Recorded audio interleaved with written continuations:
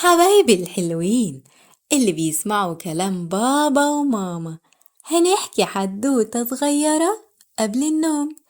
كان يا مكان في عش دافي وجميل ومستخبي بين أغصان شجرة ضخمة، عاشت حمامتين صحاب حلوين، توتو ولولو.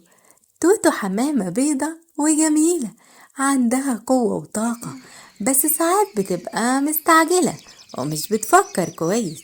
أما لولو حمامة رصاصي وهادية، بتفكر بالراحة وبتشوف التفاصيل اللي محدش تاني بياخد باله منها. وفي يوم من الأيام صحيت الغابة كلها على صوت مطر قوي جدا. الدنيا كانت بتشتي بغزارة والرياح كانت بتهز الشجر. توتو بصت للولو وقالت لها: يا لولو، أنا جعانة جدا، بطني بتصوصو. المطر ده مش عايز يبطل ليه؟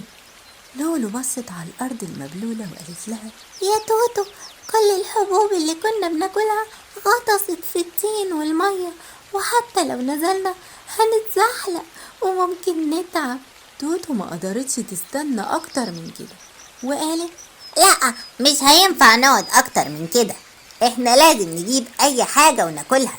لكن لولو الهادية مسكتها وقالت لها: استني بس يا توتو، المطر قوي جدا، ولو طلعنا دلوقتي الريح هتخبطنا في اي حتة. احنا لازم نفكر بهدوء. وقعدت الحمامتين يبصوا حواليهم وهم جعانين، وفجأة لولو بصت بعينيها الحادة على مكان ما كانوش بياخدوا بالهم منه قبل كده وقالت لها: يا توتو، شوفي كده هناك عند سور الغابة في صندوق خشب قديم وكبير، احنا عمرنا ما خدنا بالنا منه قبل كده. توتو بصت بسرعة وقالت لها: ده صندوق كئيب كده، احنا مش عارفين فيه ايه. ولولو قالت لها: شايفة الفتحة الصغيرة اللي فوق دي؟ باين كده ان هي ممكن تكون جواها اكل، احنا لازم نشوف فيها ايه، وده املنا الوحيد. توتو اتحمست وقالت لها: يا سلام، فكرة عبقرية، انا هطير بسرعة الصاروخ واشوف جواه ايه.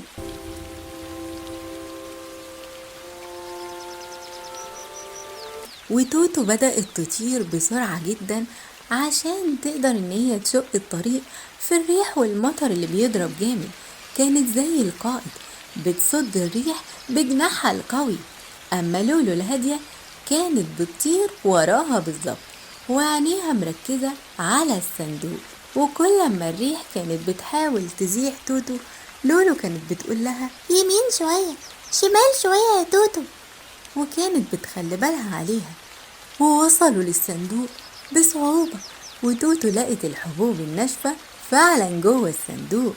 وطارت بسرعة هي ولولو ورجعوا للعش وهم طايرين بالعافية من قوة المطر. رجعوا الحمامتين لعشهم الدافي وبدأوا ياكلوا الحبوب الناشفة وهم فرحانين جدا.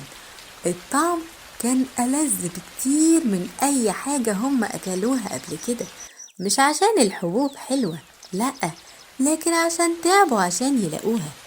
وبعد ما شبعوا صوت المطر بدأ يضعف وطلعت الشمس من ورا الغيوم وظهر في السماء قوس قزح كان جميل جدا، ألوانه حلوة. توتو ضحكت وقالت: